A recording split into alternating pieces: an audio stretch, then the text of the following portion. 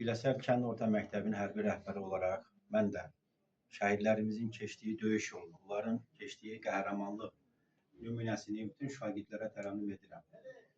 Hər bir dərsimdə, ümumiyyətlə bütün tədbirlərdə onların keçdiyi döyüş yolu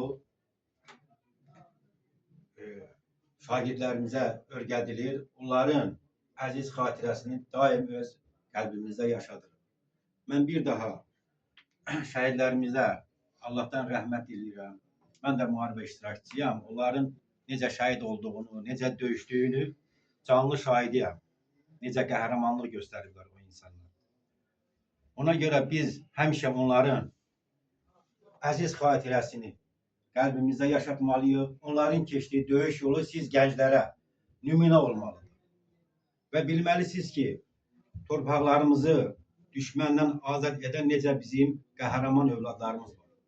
Hər birimiz onlara analarını görəndə, yaxınlarını görəndə, övladlarını görəndə onlara xüsusi diqqət, qayğı göstərməliyik. Hörmət əlaməti olaraq biz həmişə onlara hörmətlə yanaşmalıyıq. Bir daha mən şəhidimizə Allahdan rəhmət diləyirəm. Şəhid anamıza səbir diləyirəm və demək istəyirəm ki, Mövludun mübarək olsun Azərbaycan əskər.